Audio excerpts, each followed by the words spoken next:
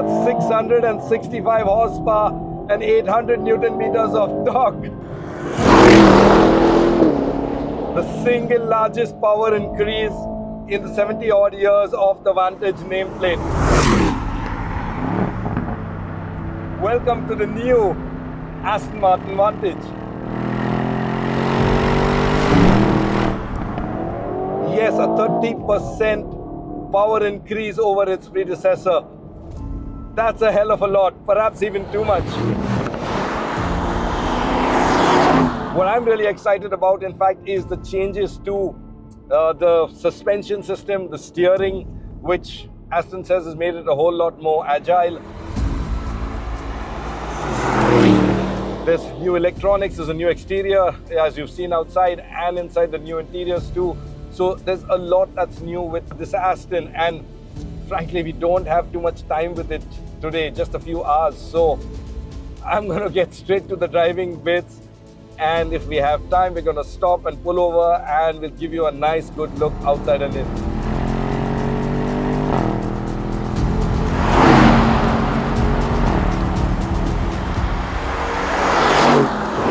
Now we've driven this car extensively in Spain and at a racetrack too. But what's it like here in India? Let's look at that engine first. The AMG sourced 4-litre V8 carries on, but it's been worked upon to increase power output. And so what's that like? Now the engine, the power delivery is really strong, but it's not linear and uniform all through the rev range. And frankly, I know a lot of customers will actually like that because it kind of gives it a lot of character. There's a little bit of a lag lower down. Once you get past that, power comes in. And then from about 3,000 to about 5,500 RPM, you're in the meat of the power band. So it's got a lot of character, this engine. And it propels this car very quickly. 0 to 100 comes up in a claimed 3.5 seconds, while top speed stands at 325 kilometers per hour. And while the engine does sound quieter than V8s of old, you can still hear a lot of it inside.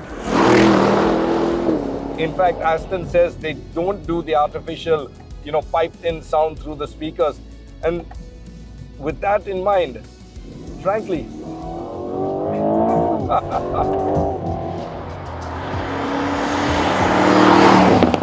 now don't be fooled by the long bonnet and the engine up front and the rear drive setup. This is no GT, says Aston Martin. This is in fact their sports car. And while it shares the same underpinnings, the same platform, the same engine and the same sort of configuration as the DB12, that one's the GT, this is the sports car, which means it's got to corner. And yes, I'm happy to report that it does corner. There is grip, there's plenty of grip. It does lean in too. It's not absolutely flat, but the lean is nice, it's progressive. You can kind of feel the car, and it's very, very enjoyable through a set of twisties. The steering has enough weight into corners and gives you feedback. You know what the wheels are doing. It isn't pin sharp and razor quick like some of the Italians or, well, even the Porsche 911, which to me is kind of like a benchmark there as far as steering feel goes and precision and speed. But yeah, it's definitely leaning to a sports car side, this one. Now in terms of the ride, again, this being the sports car, there is no GT mode. In fact, there's no street mode. It just starts from Sport, Sport Plus and Track. Now, frankly, I would have actually liked a street mode or a GT mode. I mean, a lot of supercars today are very pliant. This isn't as pliant as some of them out there, but having said that, it isn't harsh either. Unless you use track mode. On the whole, it sticks to a middle path. Not too soft nor hard-edged either, which is pretty much the overall character of the car. So it's actually very usable and a load of fun in our everyday scenarios. Which brings me to an everyday problem. Speed breaker, just a slight grab crawl there and you get over it easily. In fact, some of the speed breakers, you can just take them straight on, the gentler ones. So getting over speed breakers isn't a butt-clenching affair.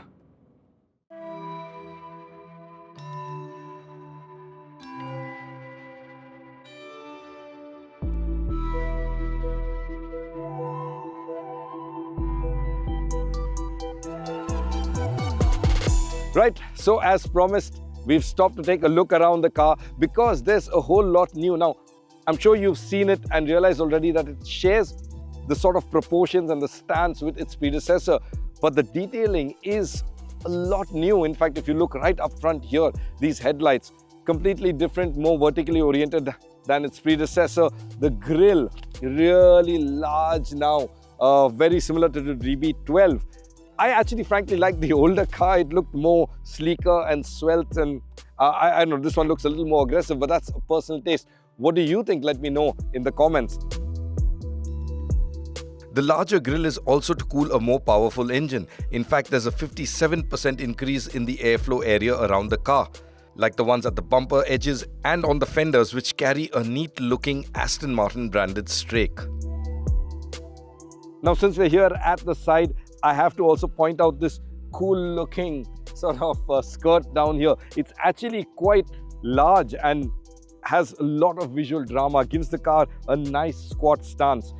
These wing mirror pods, they're also quite unique. The entire pod rotates and adjusts. It's not the mirror only that sort of moves in its housing. And that's because Aston says for this area, you can maximize the reflective surface area since you don't have the mirror housed within. Another handy bit are the swan doors, which swing out and then upwards away from a curb.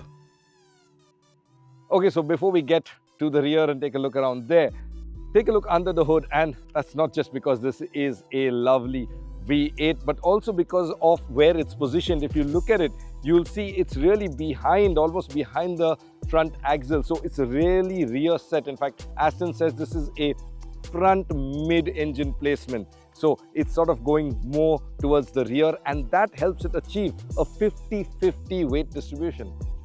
What you can also see here under the hood is this huge cross brace, which adds to the chassis' torsional stiffness.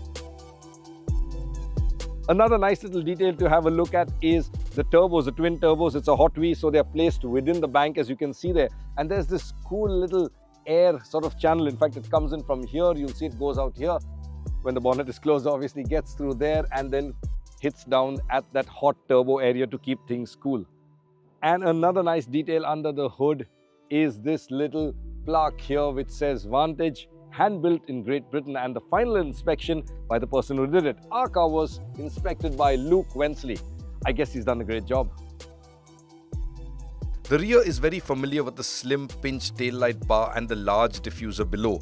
Interestingly, while this is the sports car, boot space is more than the DB12, coming in at 346 litres.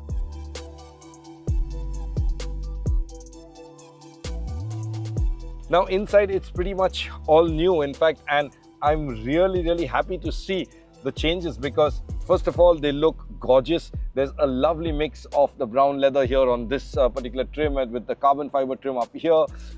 Nice use of chrome and piano black surfaces around.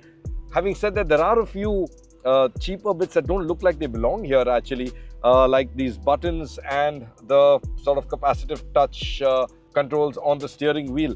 They are actually borrowed from a Mercedes. So also is this headlight controller unit down here. So they're not that bad. It's just that some of the other finishing around the cabin is really top notch. Like take a look at these hinges up here for something as simple as the sun visors. They're so beautifully done, finished, chrome plated, really works of art. Now, coming to the functionality, of course, you've got a 10.25 inch touchscreen here and a 10.25 inch IP screen there as well. One thing odd though is that the font size of almost everything is really very tiny. I mean, I'm struggling to read the name down there, and that's Akshay, the Aston Martin guy. Yeah, so it's really quite tiny. I wish they were a little larger. Hopefully that can be addressed. It's a software thing, so through an update. The rest of the stuff, well, you've got a lot of buttons, and I'm happy to see that with this change, with the update, Aston has resisted the temptation of, doing everything via a touch screen or touch surfaces. So you've got a lot of controls. There's a control dial, in fact a rotary dial, and feels really nice for the temperature here, for the volume, fan speed. You've got buttons, of course, for changing the damper settings, your exhaust. You can have a louder exhaust. Wire valves, they're not piped, as I said. And of course, buttons here for the HVAC unit. So that's really nice to see. This central dial here, there's a button in the center that's to start and stop the engine, and of course to change the drive modes. Now in terms of storage, there isn't really much actually, just two slim door pockets there. There's a small sort of under armrest storage. It's very shallow though, it can only fit like a wallet. And you have a tray down here, as you can see, and that's for wireless phone charging. Also interestingly, this is the first time I've seen actually the seat controls are on the central console. Not on the door, not on the seats, they're on here, and both for me as well as the passenger. It's just different, and frankly not an issue at all. In fact, it's quite easy to use and see because you don't have to reach down into a gap between the door and the seat. So that's the new Aston Martin Vantage. It's a major update over the previous car. There's a new look outside and in, along with new equipment too. There's massively more power and better handling too. Even without its predecessor as a yardstick, it's very impressive indeed, and more so here as it's very usable in our daily grind. Aston says it's a sports car, and while it isn't as sharp as the others out there, it's more than sporty enough and has some genuine GT appeal too. So for now, it sits in a very nice space of its own, like its 4.2 crore ex-showroom price too. If you've got that kind of money, go ahead and give this one a go.